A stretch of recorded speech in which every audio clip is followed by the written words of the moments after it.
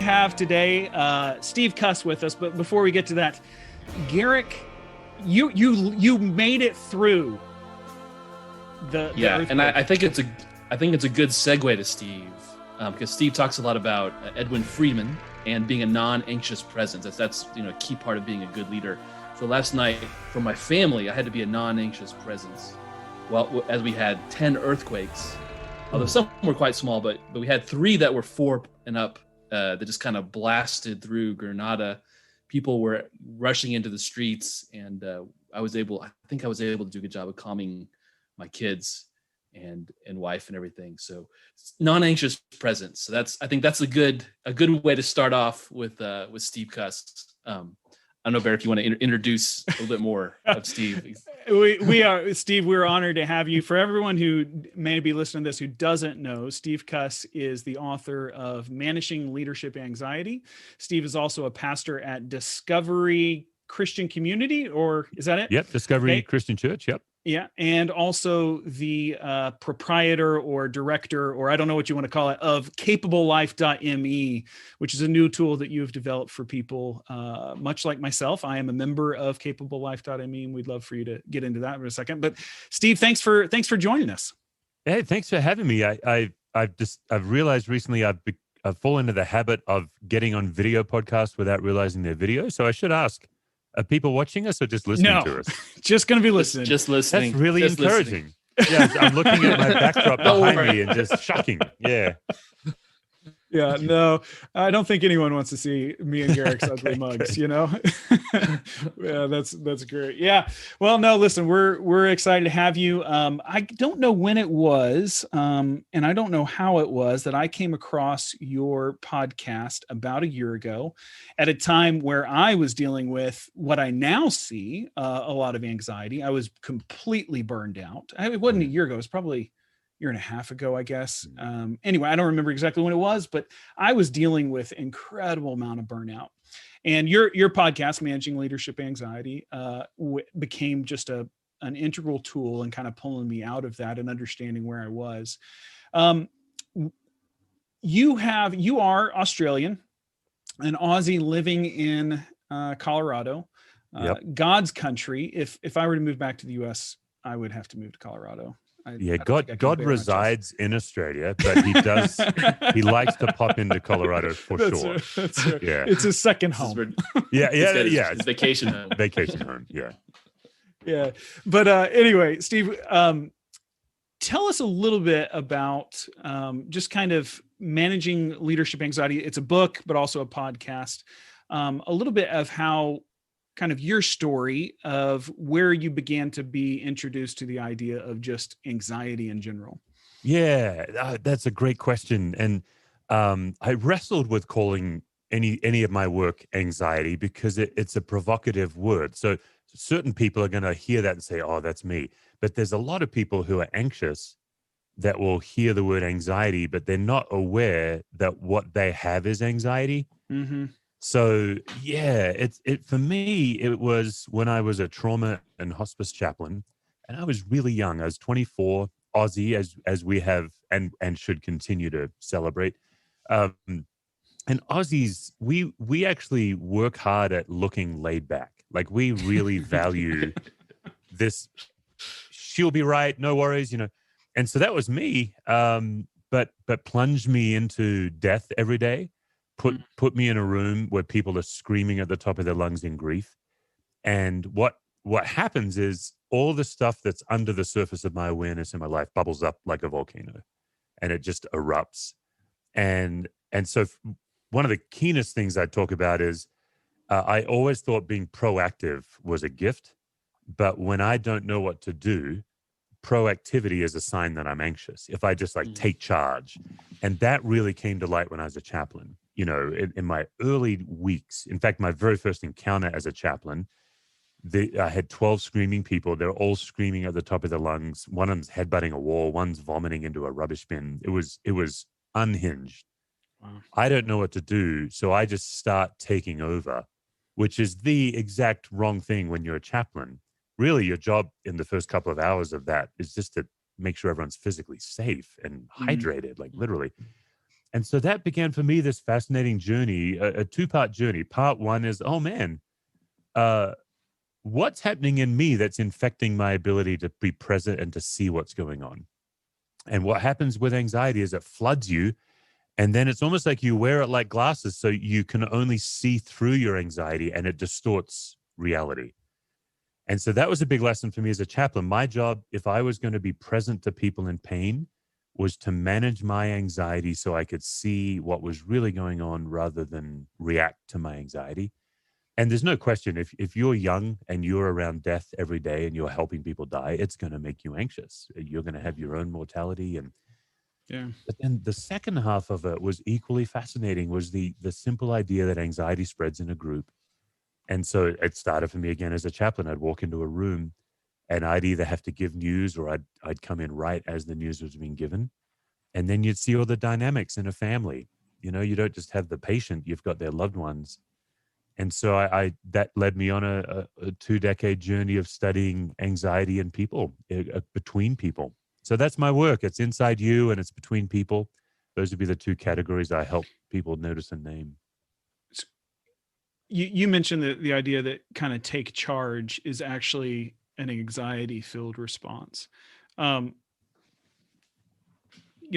not a very American thing to say, is it? Yeah. No. We like someone who takes charge, and sure, there's times where someone needs to take charge, but what is it about that is such an anxiety-filled response, a moment of vulnerability? I recognize that in myself. Yeah, that's when right. if depending upon what someone thinks about the Enneagram, I know it's falling on hard times and all, but it's either the devil or it's the new sexy. I'm not sure which it is, but I identify with the Enneagram 8, and so I can be a take charge person, and that's kind of my default. But I was actually thinking, I was watching my son the other day, who is 10 years old, and happened to pull down one of his stuffed animals. And I was thinking to myself, he was kind of baby talking it or whatever. And I was thinking to myself, that impulse in me as a person who values being grown up, because I'm always eager for my kids to grow up. That's kind of my anxious presence. And I'm going to get some free therapy out of this, Steve. That's really why we had you on here. Yeah. And anyway, and so I was looking at him, and I remember thinking, man, I wonder when that's going to be over. And then the Lord graciously reminded me today as I was walking, you remember that blanket that you used to carry that was in tatters, and you were a lot older than him. Ooh. So at some point in my life, I turned a switch that said, okay, I've got to grow up, and I got to push this, I got to start taking charge. I became that person. And I don't know when it is. That's something I've still got to process through. I'll be calling my counselor later. But what is it about that take chargeness that kind of, it masks anxiety? But anyway, go into that a little bit more. Oh, yeah, I will. I'd like to take us on a diversion, and then I'll directly address that. Because what was going through my head as I was hearing you, like, what a gift your son is to you as an Enneagram 8 to learn to play. And so I just pulled up my all-time favorite quote from G.K. Chesterton. I'm just going to read it for us. Chesterton says, because children have abounding vitality, because they're in spirit fierce and free, therefore they want things repeated and unchanged. They always say, do it again. And the grown-up person does it again until he's nearly dead. For grown-up people are not strong enough to exalt in monotony. But perhaps God is strong enough to exalt in monotony. It's possible that God says every morning, do it again to the sun, and every evening, do it again to the moon. It may not be automatic necessity that makes all daisies alike. It may be that God makes every daisy separately, but has never gotten tired of making daisies. It may be that he has the eternal appetite of infancy, for we have sinned and grown old, and our Father is younger than we. I can't read that. Oh, I can't read it without tearing up. But to get to your question, yeah, I never want to make a blanket statement. I always try to get pretty nuanced. So it's not, I don't mean to say that all proactivity is anxiety. What happens is we default to a reactive response when we're under pressure. And so I'm just teaching people to notice your reactive responses and then see if you can move them from being an automated reaction to a tool in your tool belt that you can intentionally deliver. And so for me, I'm an Enneagram 3, I'd identify as. I've been a firm for being proactive and take charge my whole life. Yeah. But put me in a situation where I don't know what to do, and I'll react with proactivity. Like rather than see what the situation requires, because I don't know what to do, I don't recognize I'm anxious, and I'm like, well, I guess I'll just take charge. That's what I do. And I think the other thing is, and faith leaders are really, unfortunately, not good at this. We don't know how to sit in pain with people. Mm. And so when they're in profound, deep pain, we get really anxious. And what we do is we don't realize we're doing this, but we're actually trying to shrink their pain down to a size we can control. And that's what I was doing in that first case. Like these people, there were 12 of them. They had found out about 2 minutes before I showed up that their mother had suddenly died unexpectedly. And they were in the stage of grief that we came to call wailing and flailing. They just are making a lot of noise and a lot of movement. And I didn't know what to do. And I was embarrassed because there were families in the waiting lounge that were getting really anxious hearing this family unleashed. And I also saw the disapproval of the charge nurse. She's looking at me like, dude, get it together. And I'm a people pleaser. So what happens is I'm embarrassed and I'm a people pleaser. And that is what I'm leading out of. Instead of saying, no charge nurse, you're going to have to wait 3 hours. Like what I learned after about, when you're a trauma chaplain, you're fully experienced in about 6 weeks. That's because we're doing these overnight shifts, 28-hour shifts, and you get everything in 6 weeks. So 6 weeks in, I would have said to the charge nurse, look, I'm sorry, you're going to have to manage yourself. This is going to be 3 hours. And I probably might have even gone out and addressed the people in the waiting room and saying, I'm sure this is very distressing to you. Feel free to go grab a coffee. We're going to be a while. Because what that family needed was just time. But I didn't know any of that. And so I operate out of my anxiety, which is I have to make the charge nurse happy. I have to control the environment. That's my point. So what I teach people to do is to notice these reactive impulses that we think are good and really question them. Is that God leading you to do that? Or is that just your false self and your need to be okay? The story that you're somehow telling yourself too, right? Yeah. That story that you have to know what to do. Well, during the pandemic, I mean, if I can be so bold as to ask you personally, was as someone who goes, like.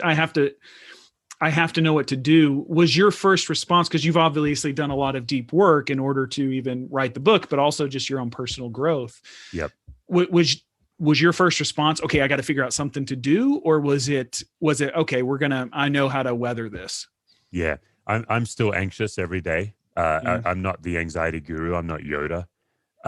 However, I have been doing this work for 25 years. And for me, it's been about survival. It's not about like professional. It's about how do I survive in ministry?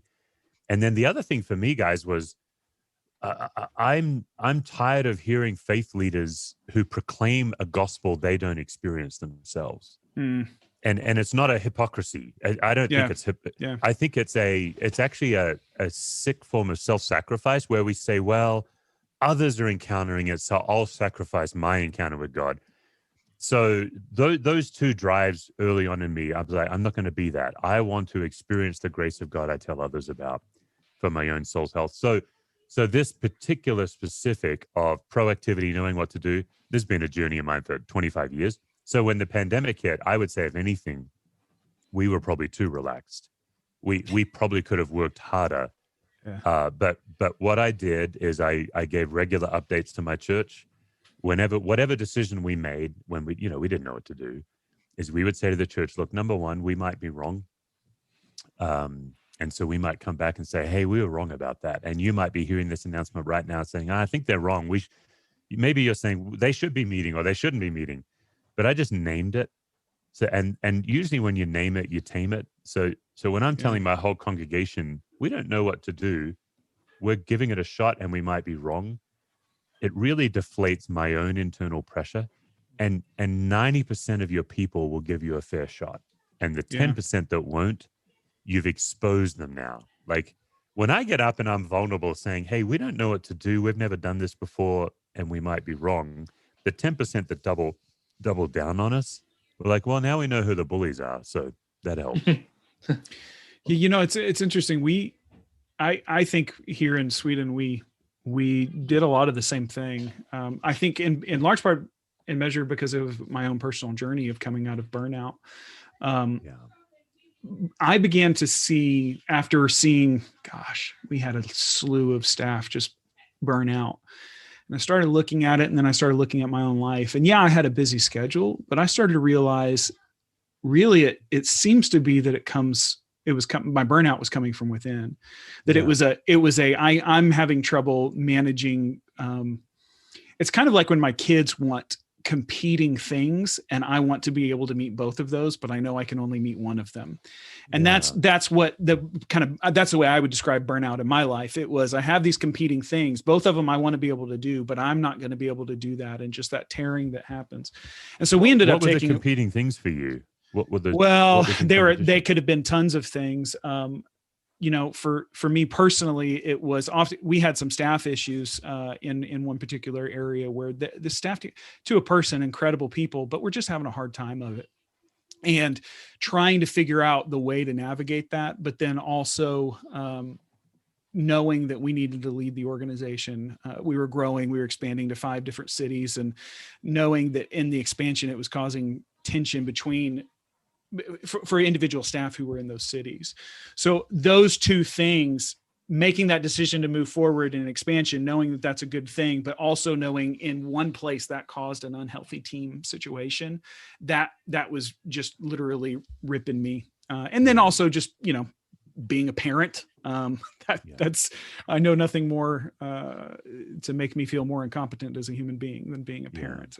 So I think those two things, it was that I wanted to be able to meet those needs, but I couldn't, or I was having trouble because there was that people pleasing in me that was coming out, and that was tough.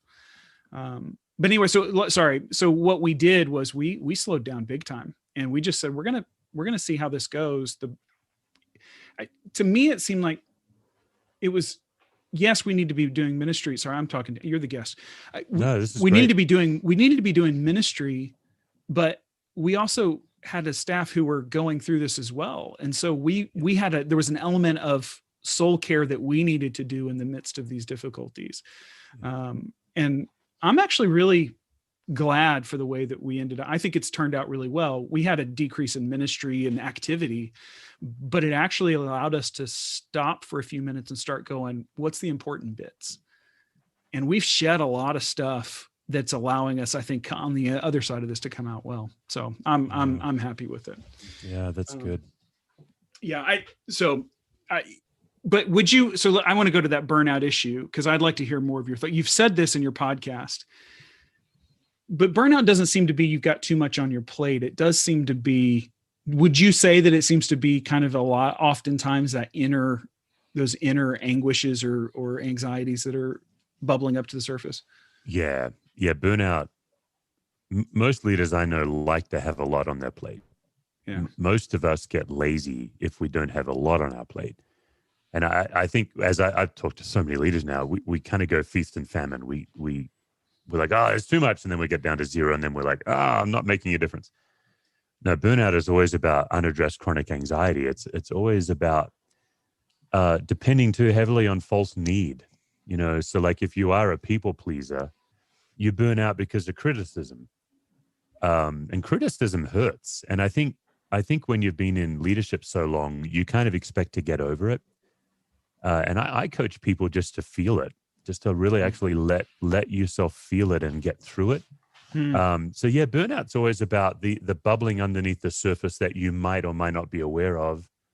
What's been interesting lately, guys, is I've gotten a lot of people asking me to come on whether it's their organization or their podcast or something, and say, hey, help us avoid burnout. And I'm always trying to fly the flag to say, look, burnout is scary. It also might be the best thing that ever happens to you. And death, burial, and resurrection is a gospel concept. And so God might be killing off something in you that you are trying to keep alive. And I think what disappoints me is how many faith leaders see burnout as the end of the journey rather than possibly the beginning of true freedom. So I Wow. get it. Burnout's scary. Yep. But I try to coach people to not be afraid of it. And the other thing I found, that's why I'm curious, Barrett, and I don't know if Garrick, if you want to play this game, but I find it hard to know when I'm burning out. It's kind of a nebulous, it's not a objective set of tests you can take.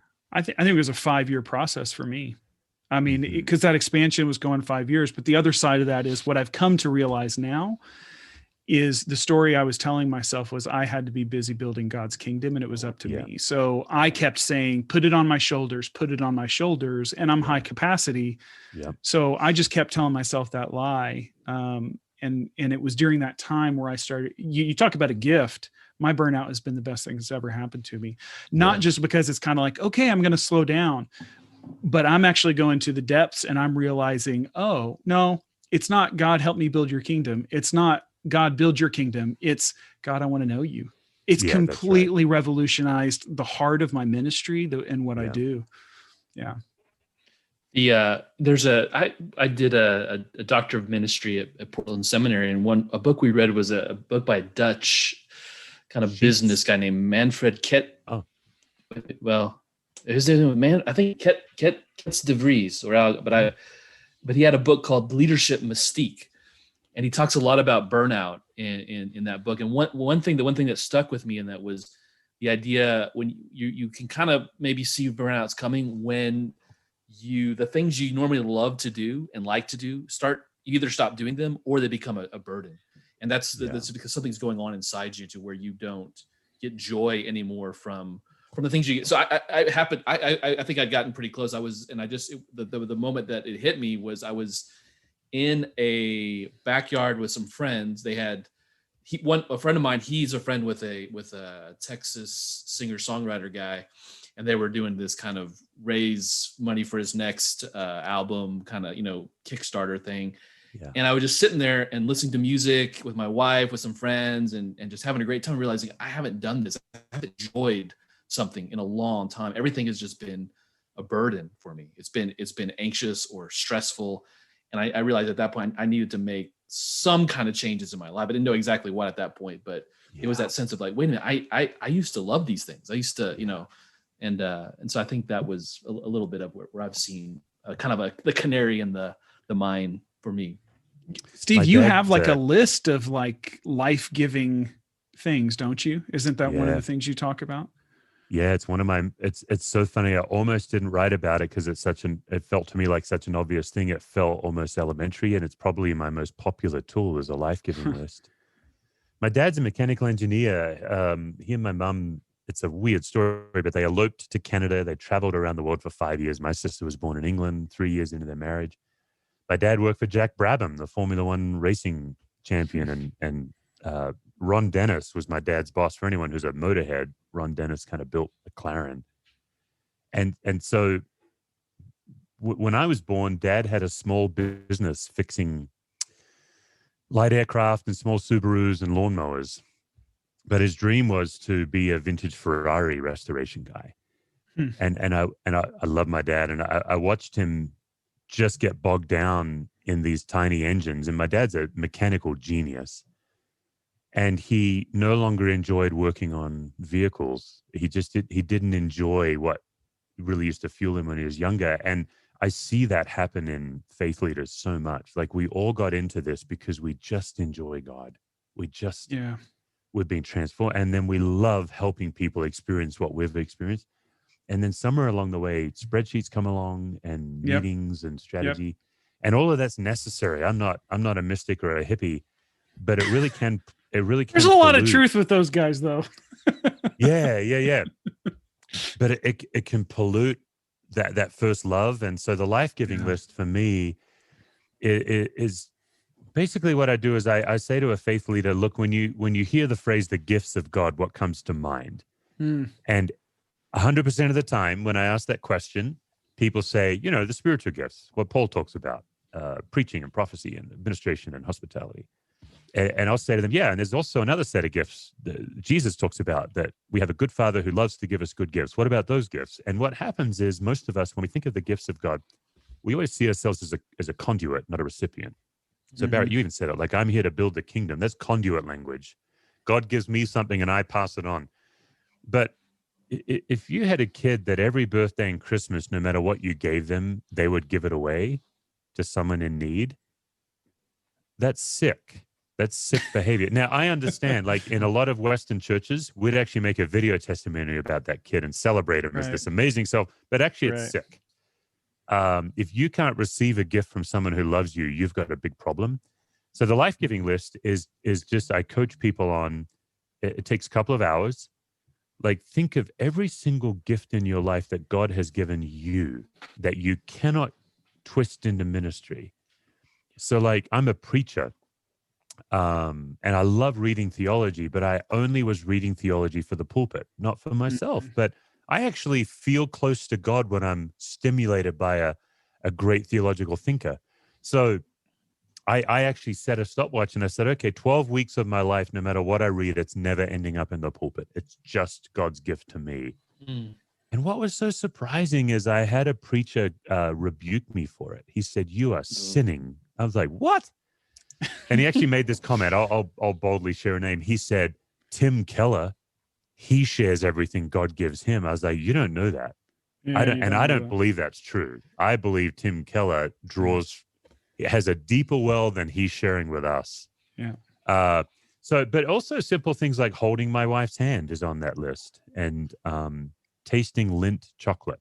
Like, I've got 80 to 90 items on my list. And so when I'm anxious, one of the great fallacies of anxiety is we think we can pray our way through it. And sometimes we can. And sometimes praying our way through it makes us more anxious. Sometimes prayer is the worst thing you can do when you're anxious. But God has given us other gifts. And so I was really anxious. It was about a month ago. I got a text, "Hey, we need to meet." It was one of those texts. I don't know if you get those texts. I'm sure you guys do. Yeah. And so I pulled out my life-giving list, and one of the items on my list is a extended hug from my wife. And so the vulnerability to say to Lisa, "Hey, I'm anxious. Would you just hold me?" You talk about childlike, Yep. And I become a kid again. And then after that, I took my puppy on a walk, and then I talked to God and God centered me in the gospel. What's interesting about that is I came home. That whole process took an hour. I came home completely relaxed in the grace of God. And the person who sent the "we need to talk" text kind of forgot. And so we didn't get to meet for about 3 weeks. And I was fine. Like, old me would have been spinning until we met. But I was like, yeah. It's going to be fine. Whatever they want to meet about will be fine. Yeah. Yeah.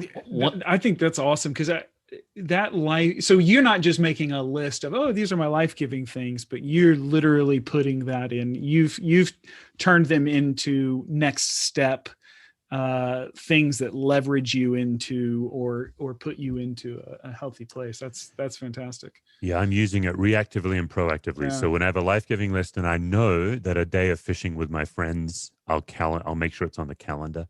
And then in the moment when I'm caught in anxiety, I'm displacing my anxiety with a life-giving list. And it's not me doing it. It really is God gives us good gifts. Like, so I love music. I'm so moved by music, and I play guitar. And so 5 minutes of finger picking my guitar, just playing a song, will displace my anxiety. And I don't think it's magic. I think it's because God has created human beings in God's image, and God is beautiful, and music is beautiful. So music is a way that I connect to God in worship. And I don't mean singing worship songs. I'm usually playing Paul Simon. But it's the musical structure that I don't want to get too nerdy on you guys, but a zebra doesn't stop. And a zebra is not moved by music, but a human is. Why is that? It's because we had the divine imprint. So to me, the life-giving list is 90 ways to worship the God who loves me. Yeah. I've recently noticed with music that sorry, Garrick, I keep talking over you. I'm just going to make a comment. Garrick, I'm good at this. Garrick, you need a better microphone, man. If you had a bigger microphone. I know, I'm gonna. So music for me is the way that I actually find the real emotion that's in me. I get emotionally constipated, and if I wait too long, I end up just walking around angry because I have passion and anger as my primary emotions. Yeah. So what I've started doing is I go on long walks and then I listen to music, and all of a sudden emotion will just wash over me. I'll release crying, and then I can start to piece that out. I can start to go, okay, what's going on in me? Where did that come from? What was it in the music? What was it? And I kind of, but it's just a long process. I mean, it takes me almost an hour sometimes to really get through that. But music you're right. It connects with us as human beings. Garrick, you may have the floor. Yeah. No, I think one of the things I really love about this book is well, I'll go two things here, two comments or kind of maybe questions. But one is I think probably Barrett and I both experience a lot of this, and I think it's very common in ministry. And I think you touch on it a little bit. Is this we often feel like we're so necessary. Yes. And especially where we work, where there's so few other people doing the job in Western Europe, we sometimes feel like, oh, and then we convince people to join us, and then we feel like, gosh, we really owe these people, and so there's this kind of deep stress and anxiety of letting the organization down or people down or the disciples that you've worked with for many years, letting them down. And I see a lot of people even I still work with, because I can see that if they want to make a move or a change, they're very nervous to come to us and go, hey, we feel God's calling us a different direction. They feel like it's going to be this, great, as opposed to a moment of joy that God is doing something else. Yeah. So that's one comment I have as far as the stress of sometimes the leadership as Christian leaders. Yeah, it takes a while to get there. I do a lot of workshops, and it's usually I try to say, look, nothing less than 2.5 hours. If you're going to bring me in, it's at least that, because it takes a while to get into this. But where we end up, I've given them some introductory tools to start to notice things. I say, like, the simplest way to know you're in anxiety's grip is you forget that God's in control. Yeah, it's the simplest way. And usually the biggest sign you're in anxiety's grip is that feeling that it's all on me. I'm responsible. I must.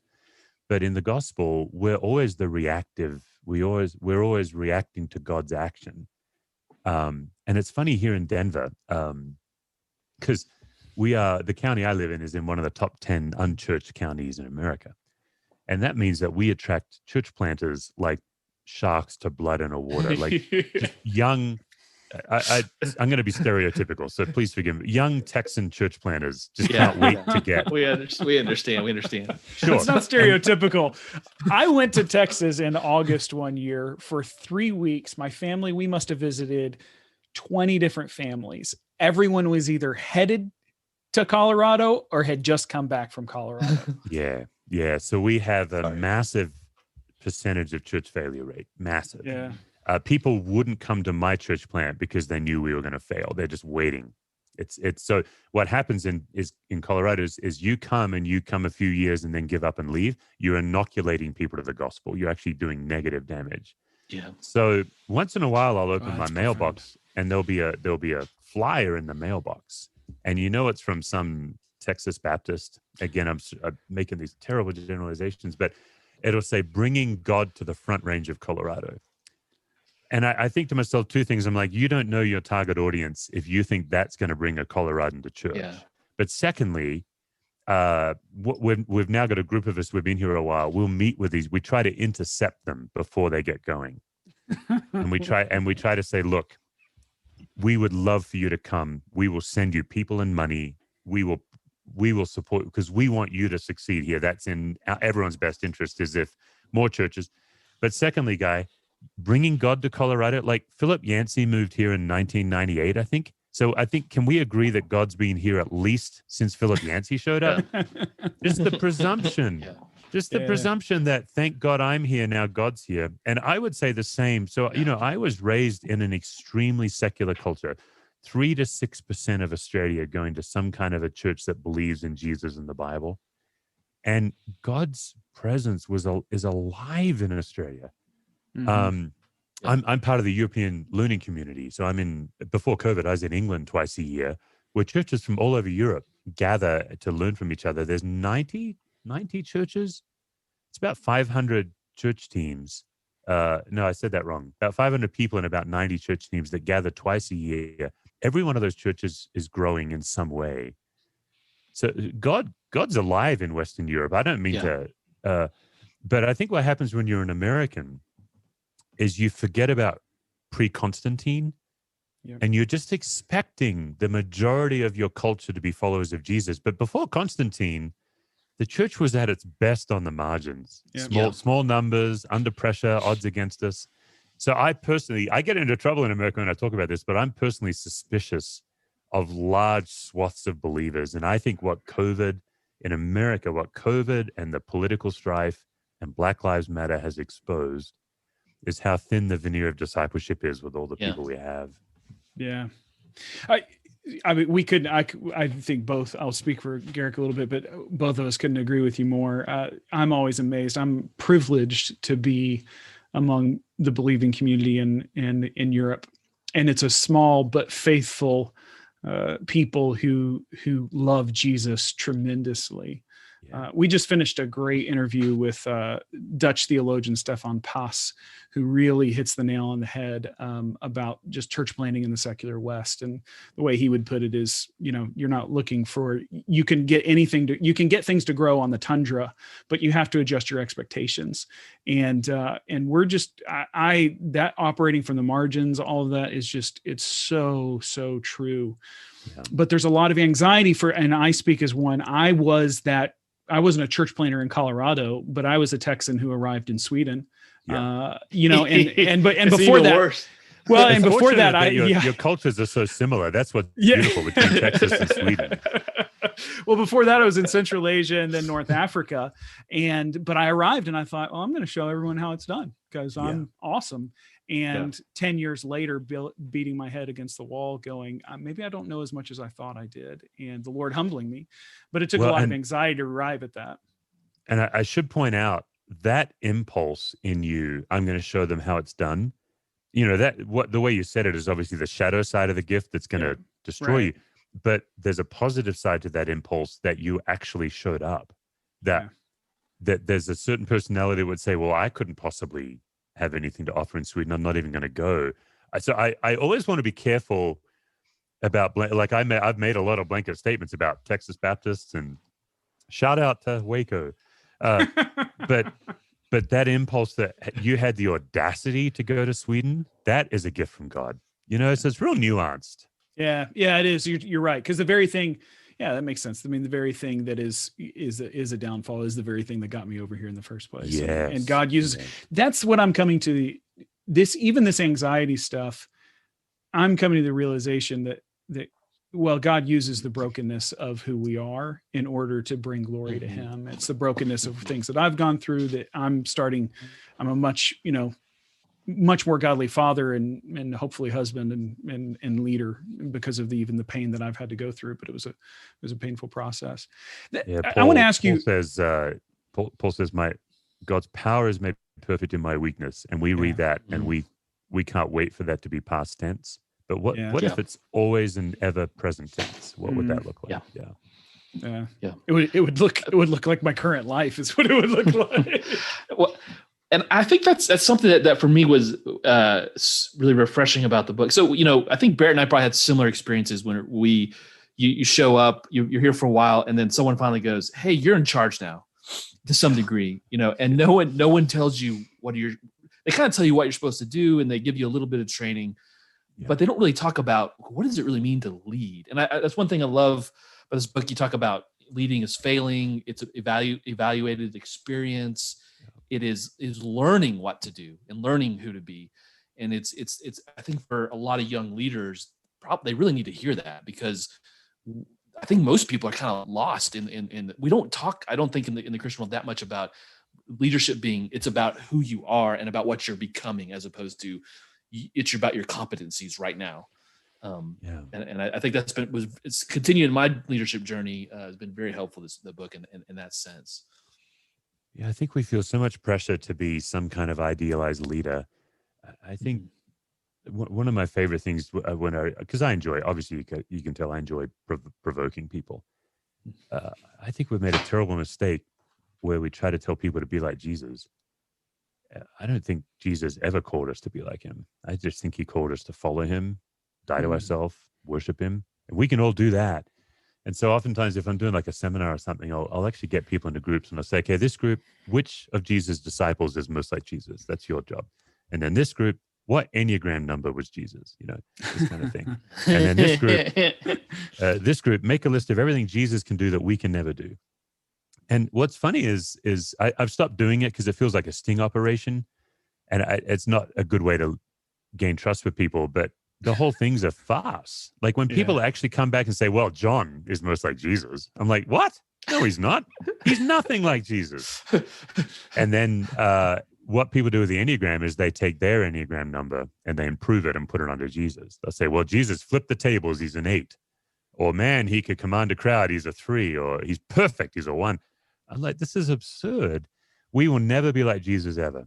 Or maybe the way I should say it is, the role of forming us into Christ likeness is God's job. Our job is to die to ourselves. That's all all God wants from us is follow him, die to ourselves, worship Jesus. And what's fascinating to me is the disciples with all their bickering and, hey, can we sit on the right hand when it's all done? And Peter and Paul having a falling out. The gospel spread like wildfire through exactly human-sized followers. And I think young leaders feel so much pressure to be the ideal leader. And I think the sooner you can say to your team, I am an exactly human-sized leader, and all God is asking me to be is, not to sound like Oprah Winfrey, but the best me I can be. Like God made, and if God wants someone smarter than me in this chair, that's God's fault that I'm here. Like until God runs me over with a bus or calls me somewhere else, I'm going to serve faithfully. I'm going to make a lot of mistakes. So what I've done with my team is I actually prescribe mistakes because a lot of my team were afraid of getting it wrong. And so I'm the mistake maker in chief. And pretty much my whole church know most of my mistakes because most leaders' mistakes are public. And I'm not talking about the kinds of mistakes where you really shouldn't be in ministry. Those giant having an affair, that kind of nonsense, having secret addictions. I'm just talking about leadership mistakes where you got it wrong. Mm-hmm. And boy, I make plenty of them. And if God is not okay with the ratio of mistakes I make, it's God's fault. I get real Jeremiah real quick in the Old Testament, like, well, you brought me here, you put me here, And it just frees me from realizing like all God wants from me is to experience God's love, learn as I go, try. I pray for wisdom all the time. It's the one prayer that we're guaranteed God will answer. So I'm praying for wisdom every day. I don't know. I've kind of lost your question in my little rant there, but. Well, I think it's great. I think, because that's the thing, right? Is, gosh, that's just, for me, that's been coming back for the last 18 months of my practice now is the first thing I do in the morning is I sit down and I just say, Lord, I want to know your love. And I sit in it for about 30 minutes. I don't do anything. I just sit. And let me tell you, for me, who wakes up with anxious energy every day, and that's what I've started calling it, because there are things to me, there are mountains to be climbed and, castles to be stormed and people to be saved. I got to get on this thing. Yeah. And so for the first act of my day to be a step of faith to go, I'm not going anywhere. I'm just going to do this, has taught me so much more about, okay, Lord, I can let go of this situation and I messed up and it's going to be okay, sort of thing. So there's so much to that. You mentioned earlier the thin veneer of discipleship. You don't have to answer this, but as a American, so I haven't actually really lived in the US in nearly 20 years. But so all of my, I still am American, I still have family, everything else, but sometimes when you leave your culture, it's easy to see the idols of a culture. But what are some of the idols that you think America and Western Christianity are struggling with? And that Western Christianity may be too broad because there's a lot of cultures to that, but what are some of the idols that America or in discipleship people really are struggling with? Yeah, I think I am most comfortable talking about my own idols because Yeah. there can be a cheap shot element to it. But I think I'd put the question back to you guys now that you were born and raised in the United States. You've been away from it long enough to look back in. My suspicion is that American Christians as a general species put way more hope in political leadership than any other Western country I've ever experienced. Yeah. So I'd be curious if that's your take too. Yeah. I mean, personally, yes, I would say that we're putting hope. Our chariots and horses, our political leaders are, I would say it's power. So cultural power. we're hoping that we're hoping that the vehicle has become politics. But when I was growing up, it wasn't so much politics. I mean, Reagan was president and everything, and then there was, Bush and then Clinton. But at that time, it was just the hope of power that we would never lose our place at the table, and that was lessening. I also think that one of the idols in our life that steers us is fear.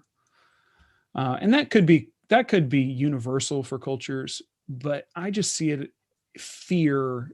You see it with the mask debates, you see it with just different things in American culture. It's just the fear of the unknown or a desire to control.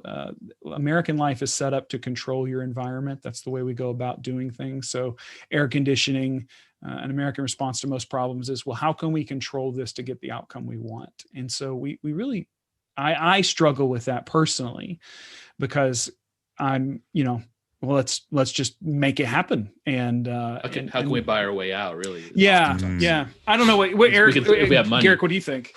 No, I think you're totally right. Being in Spain, we have the culture is very different. The idea of control, that you can control life in such a way that it's a little bit more fatalistic culture, is not part of the culture. I think people are very skeptical of politicians, of the government, of institutions, maybe sometimes a little too much.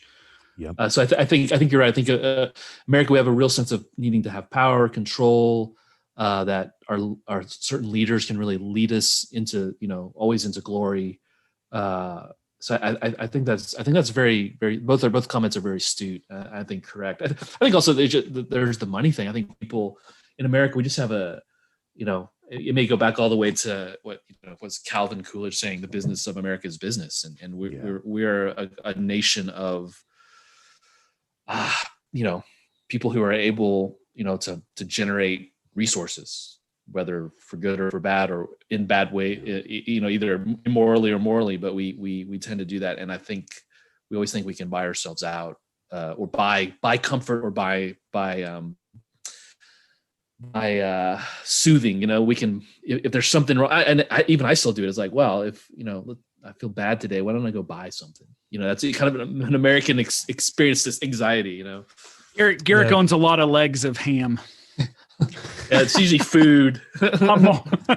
He just goes out and just buys a leg of ham and brings it home. Yeah. His wife says, "You had a bad day." I think part of my training, obviously, it's systems theory. I've been trained to look at recurring, predictable patterns in any group of people, and then where is that group of people stuck? And the evidence that a group of people is stuck is when they apply more of the same or try harder to anything that's not working. And so I think part of my reticence of calling out idols is American Christianity is in a stuck pattern of controlling our discipleship. Like you guys have pulled out this idea of control. And I don't think enough people, in fact, this is my next book that I'm working on. I don't think enough people are saying, wait a minute, the culture is discipling us.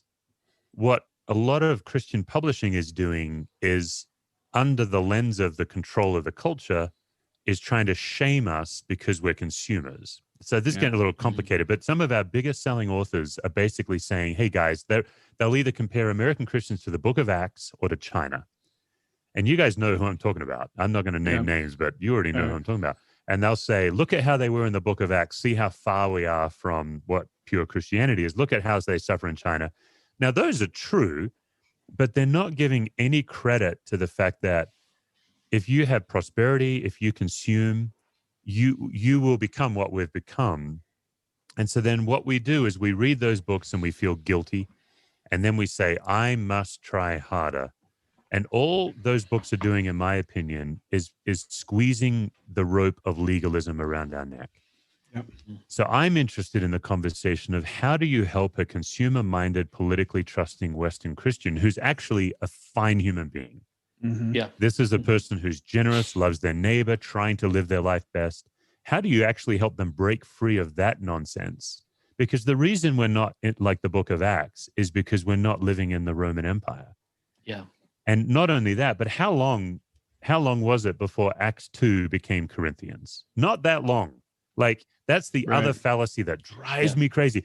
And I've been to Western European countries and I've been to developing nations. You know, like my friends who are pastors in the slums of Kenya, the Kenyan pastors, they would read these books and laugh. They would say, you have idealized us in a way that is not accurate. We have the same challenges you do, you know. So I have a real anger about the way in American Christianity, the publishing industry, I feel like, is complicit in putting people on a treadmill of exhaustion, of spiritual condemnation. Yeah. So that's my next work, is how do I actually help people look at that? That sounds fascinating. You know, some of the most materialistic people I ever met were my friends in Tunisia who had nothing. Yeah. But who, given the opportunity, would have had more than most Americans would have accumulated. So materialism or greed is not a problem of it. It's an issue of means sometime, whether or not someone can satisfy that. Yeah. But here's the scary thing. I think God looks at that and he may very well judge that Tunisian differently than an American because he sees the heart. Like, that's where I kind of go, holy sweet mercy, because he is a righteous judge. Therefore, I need grace. Are you familiar with James K.A. Smith? Yeah, great guy. I don't know him personally, but I love his work. Honestly, because what you're talking about is a lot of what he's done. Yeah, that popular to make that into bite-sized forms is, man, that would be fantastic. I look forward to reading your work on that. Well, and of course, the early days of my interest in this was studying missiologists. You guys are a gift because you have been trained to look at cultural assumptions. Like, you've already been trained systemically. It just may not be called that. But I was blown away. You know, I was living in America. I was doing my MDiv, and my New Testament professor was Ethiopian. And we walk into the first day of class, and he says, "Hey, I tell you what you don't need is another theology book written by a white guy." And so he took us on a journey of liberation theology, which I know is very controversial, but I then kept that journey and I studied Australian Aboriginal theology. And I was skewered by it because I grew up in mixing it up with Aboriginal culture. And Ann Patel Gray was the theologian, and she skewered my heart, my unknown racist assumptions. But a couple of things she said. She's like, look, if you're an Aboriginal Christian, your job, your mandate is to go to white churches and preach the gospel because they do not have it, which is a very bold statement. Wow. And she said, what is the gospel for white Australian Christians? She said, Jesus died to free you from having to own anything anymore. Yeah. Because Aboriginals are nomadic at their purest form. They believe the idea that they could put a fence around something and call it mine is profoundly disrespectful to God, because it's God's. If you're a Crocodile Dundee fan, if I may, Crocodile Dundee actually quotes theology accidentally when he says, arguing over whose land it is like two fleas on a dog arguing over who owns the dog they're on. That's Aboriginal theology. And then the second thing she said, which really skewered me, she said, tell white Christians Jesus died so you don't have to oppress anyone anymore. You've been freed from needing to think you're better than other people anymore. I was like, whoa. That's a beautiful message. Yeah. Profound. That's the fascinating. We're living in an amazing time in the world when there are churches all over the world, all in so many cultures. We have theologians writing from so many different amazing perspectives, and really seeing how much we all need each other. We all need each other's perspectives, and to really unify. There's so much we can learn from each other. But it's also interesting. You talk about the there's a shadow side. So, and so I think maybe that's something that helps us all see our own shadow sides because you talk about America's need to control, and perhaps money is an idol, but at the same time, American Christians have been incredibly generous and have the most have generous done things. people I've ever met. Yeah, so there's this dialectic always, and that's going on in our own lives often. That we're struggling with these two poles. And the incredible American optimism, I should be talking about Australian, like my idols, Australian cynicism, tall poppy syndrome, Australian needing to be a rebel against the man. I come to America, and the optimism here is also what sent you guys somewhere to say, hey, you guys can have this thing too. I mean, America was such an impulse of the primary missions movement in the modern world. So yeah, I don't know. It's tough. But to me, that's fascinating how God uses, though, that impulse in us that maybe is sinful, and he puts that sometimes can be sinful, but then there's the non-shadow side of it, which is just he lays it out and he uses it and he blesses those around. It's beauty from ashes, right? I think the best news I've ever heard is that God redeems all things. I remember in my 20s, I was having some bumps, with my dad, just the way I was raised, and he was doing the best he could, but I wasn't mature enough to know that. And we're really close now, but I remember going through this terrible season in my 20s thinking, what if I'm not in ministry because God called me to ministry? What if I'm reacting to dysfunction in my own upbringing? And then in my 30s, my dad and I we're very close. In my 30s, I'm like, oh, how miraculous that God redeemed my dysfunctional upbringing for the sake of the gospel. Like, it's all redeemable. So I rest in, I love resting in that. Mm-hmm. So actually, that's so similar. I've wondered from time to time, am I a missionary because I'm running from something? Yeah. and the answer is yeah. The answer is yeah. Right. But the answer is also the Lord is gracious and he's used those things. And God's like, I've got this. You isn't that the message of Jonah? Yeah, that's right. Might be my middle name. Randall's my middle name, but I think it's Hebrew for Jonah. Or no, wait, no. Running away from something.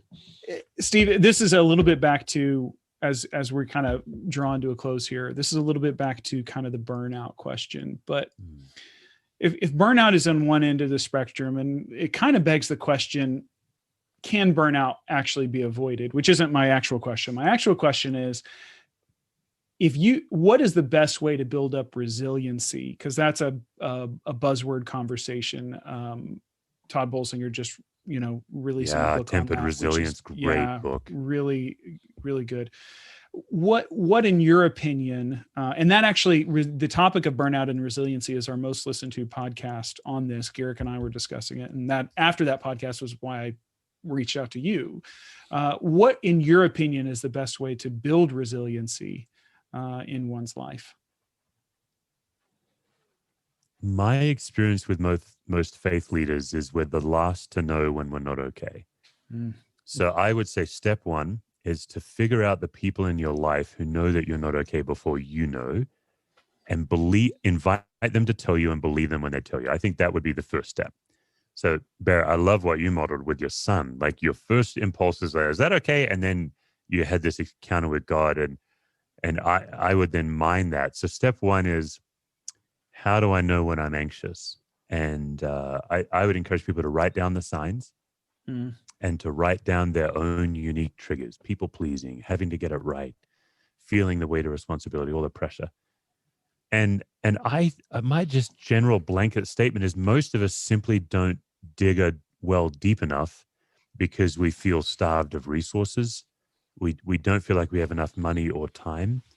And I think it takes money and time to avoid burnout and build resilience. So I think that looks like therapy or a spiritual director or walking the Camino, whatever it is. But as a Enneagram 3, my idol is productivity. So I must make sure I'm having times of great inefficiency for me to be okay.